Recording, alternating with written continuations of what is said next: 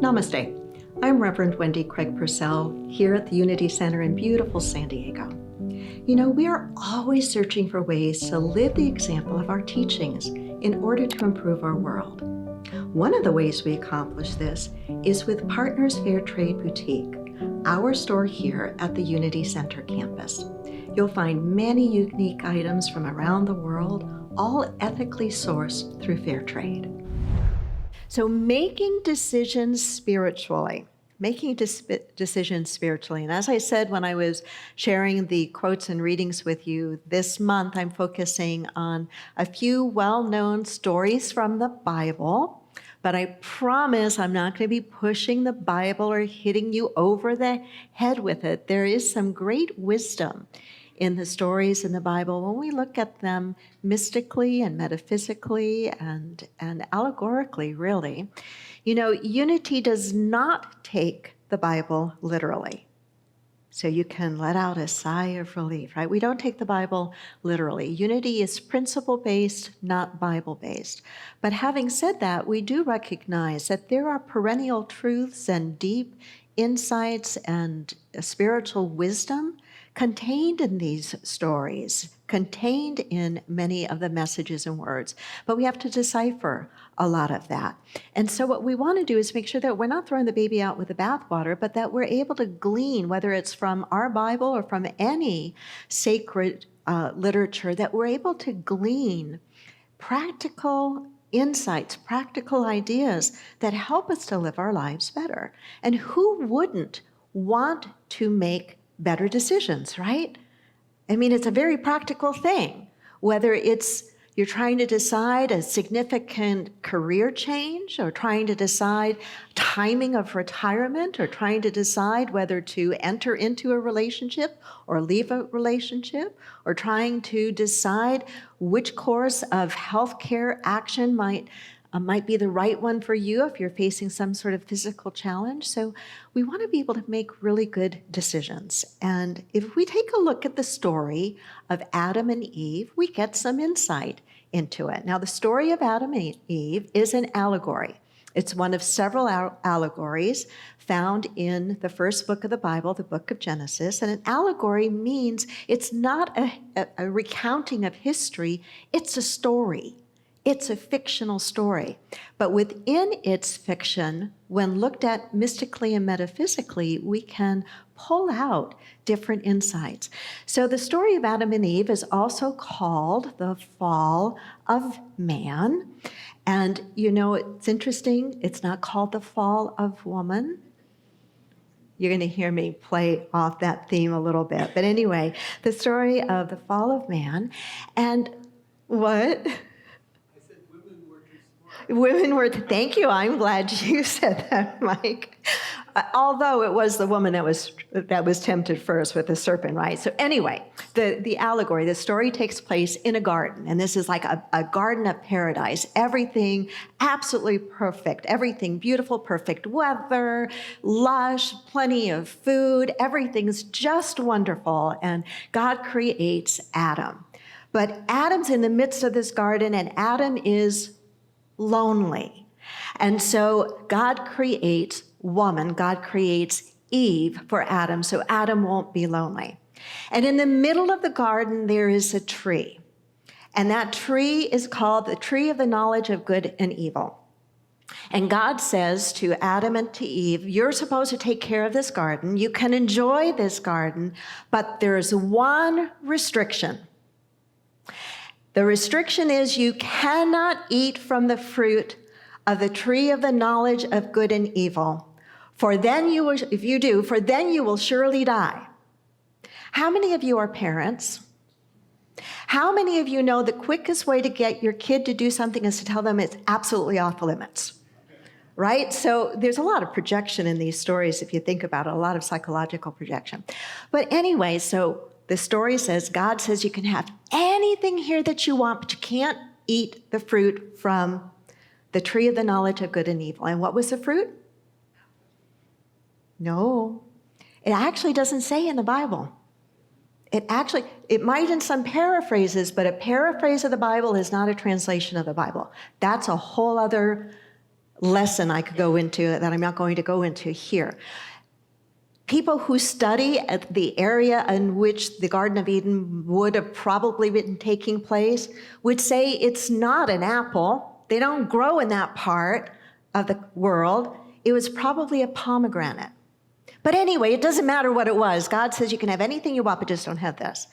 And so there's a serpent or a snake, depending upon which version you're reading, that tempts Eve and says, you know, that fruit is really good.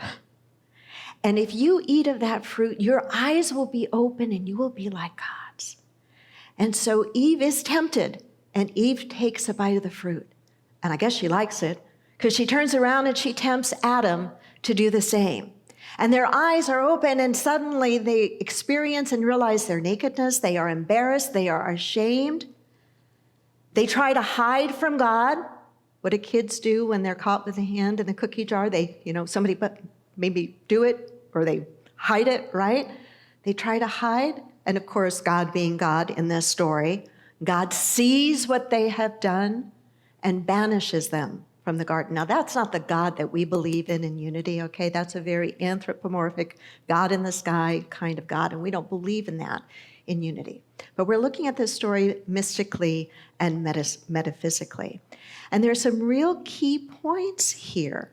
So everything was going well and beautiful until there was a moment, a decision that they made that was not ultimately in their best interest. And the result of that decision to go against what they were told to not do was their banishment from that state of bliss, that state of everything being beautiful and everything being wonderful. So what are the pieces in here that we can learn from in understanding the metaphysics of this? Well, first of all, just looking a little bit at the characters. The garden represents a state of consciousness in which we feel a sense of well-being. And in that state of consciousness, we move with two different mindsets, represented by Adam and represented by Eve. Adam representing the intellect, the man representing the intellect, the thinking nature, and Eve representing the feeling nature. And the feeling nature, when immature, can easily be tempted by emotion to make poor decisions in the heat of the moment. And oftentimes when the feeling nature is under control of a less mature feeling nature, it can influence our better thinking. Have you ever gone against your better thinking because there was in the moment an emotion that you had, and you let that emotion override what we might call wisdom or your better thinking? Raise your hand or nod your head if you can. Right. We all have, because in all of these stories, whether they're stories we're interpreting from the Bible or stories we interpret from another sacred text, the reason they are so powerful is we can see ourselves in the stories. These are stories about our own struggles, if you will, our own awakening, if you will, our own growing up in spiritual wisdom. So there are 6 takeaways that I want to share with you this morning. They're my takeaways. You, in understanding this, you in understanding the story might take away something different, but these are some of the things I take away from the story of helping me to remember how to make better decisions. Remember how to make better decisions. The first one, don't make decisions in the heat of the day, but rather in the cool of the day. Don't make decisions in the heat of the day. Make decisions in the cool of the day. What does that refer to? It refers to not letting our feeling and emotion in the moment force us into making a decision prematurely without engaging the brain, without engaging the mind. Have you ever been so angry, so upset about something that you acted in that moment out of that anger, out of that upset, only to regret it?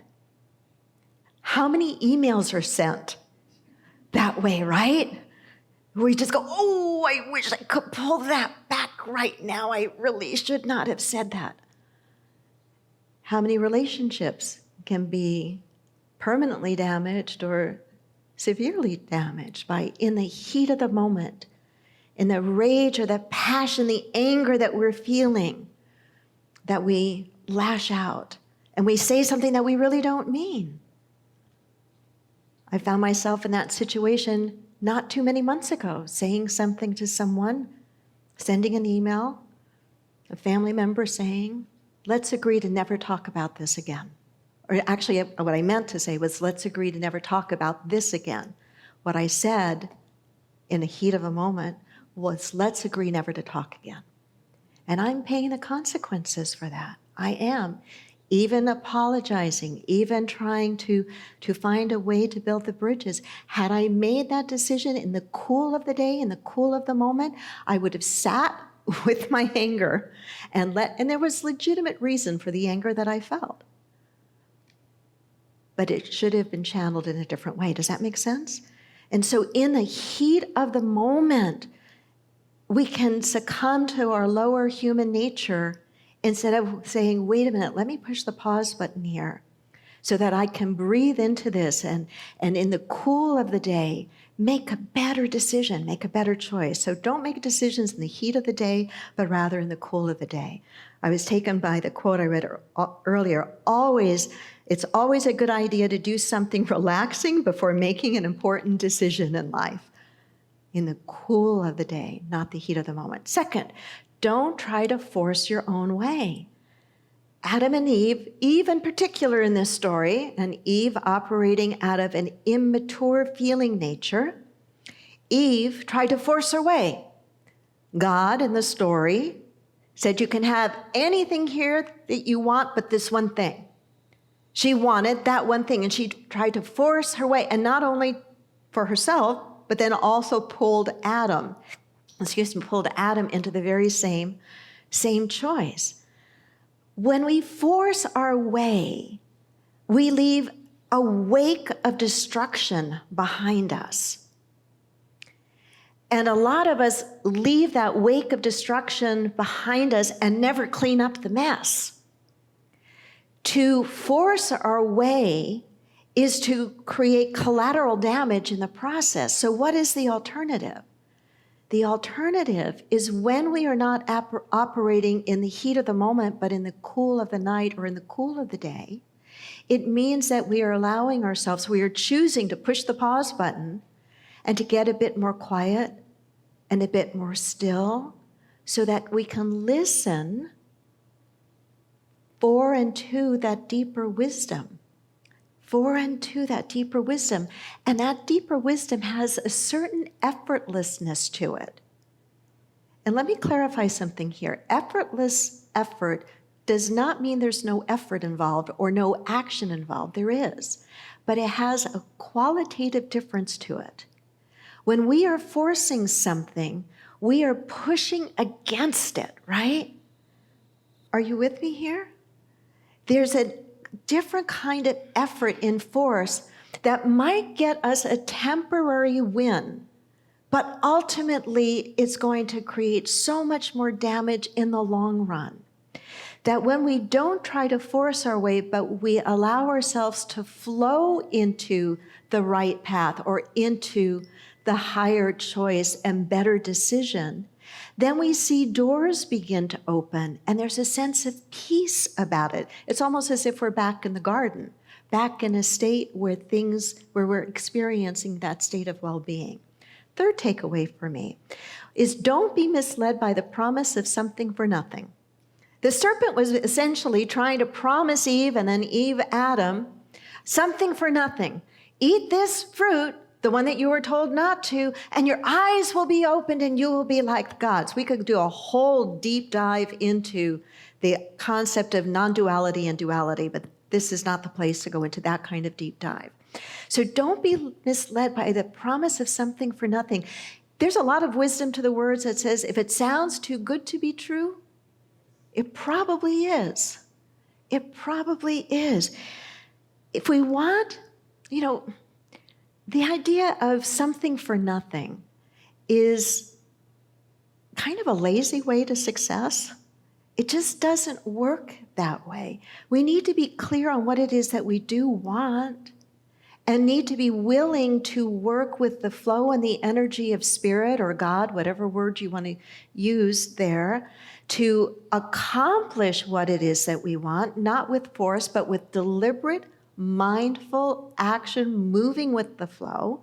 But we have to also realize that whatever it is that we are going for in our life, there's going to be a price we have to pay for it. For example, we say we want a better job. Well, that better job has a price to pay.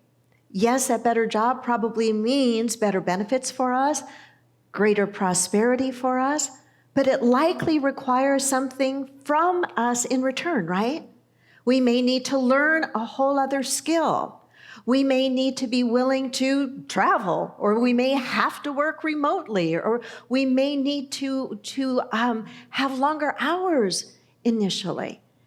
As long as we keep in mind that whatever good that we are going for, whatever dream we have, is going to require our own growth and require something for something, then I think we will be on the path to making good, practical decisions for ourselves from a spiritual basis. Fourth takeaway, choose what is in keeping with your highest spiritual aspirations. Let me repeat that.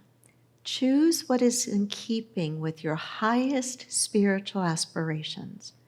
So if you're at a place in your life where you're really needing to make a decision about something, it could be about career, as I've said before, it could be about a relationship, it could be about a health situation. I don't know what particular area you're working in your life. But if you have an important decision to make, can you sit with it? Like the song suggests, can you approach it in the cool of the day, not the heat of the moment? And can you look at it through the lens of what is in keeping with your highest spiritual aspirations? Because if you're at a place where you're needing to make a decision, you're at a turning point of sorts. You're at a pivot point of sorts. You're going to be saying yes to something and no or not now to something else, right? So you're going to be moving into the direction of saying yes for something. At the same time that you say yes, you're going to be letting go of something else. Make sure that what you're saying yes to aligns with your highest spiritual aspirations. And that often has to do with what is it that makes you feel fulfilled? What is it that really plays, as we've talked about before, that plays to your strengths, to your God-given passions and talents and abilities?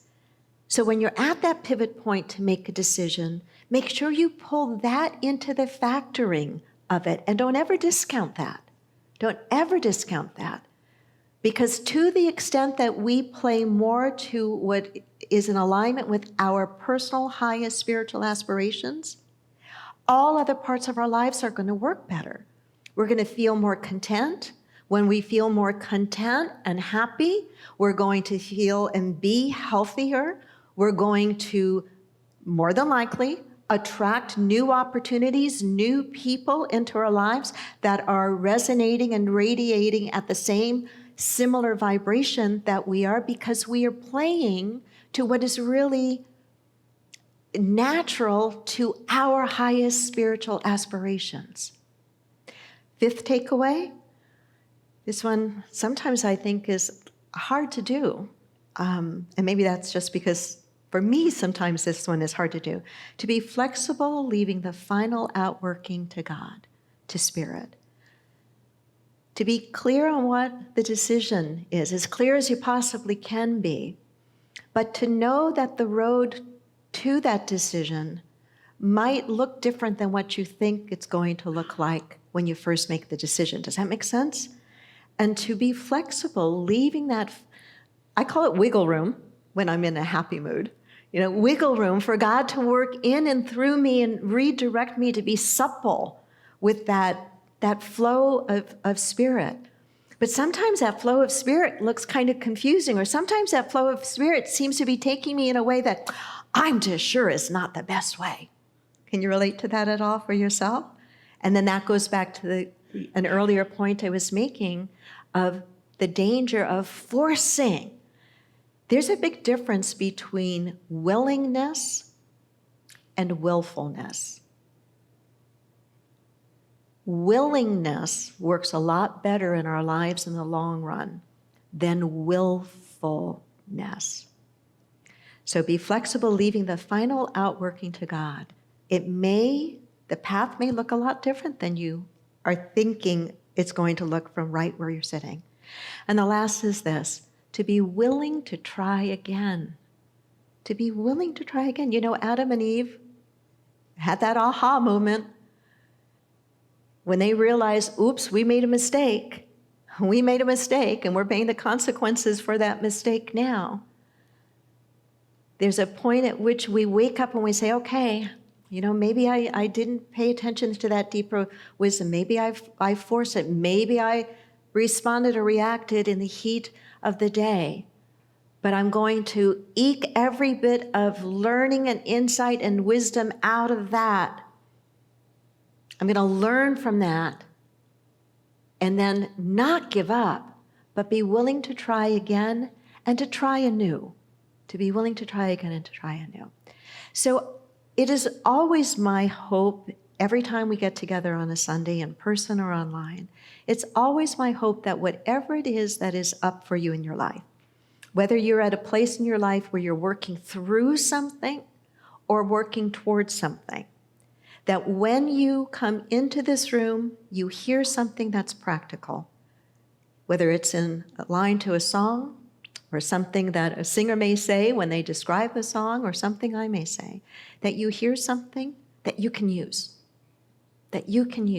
and that when you walk out of these doors, that you feel a little lighter, you feel a little more hopeful about the direction you're going or about what's before you. That to me is what Sangha is all about. That to me is why we gather together. And it's why when we gather together in person, there's something even more powerful, more palpable that we experience that energizes us. So I hope you leave with something that's practical for you. Namaste.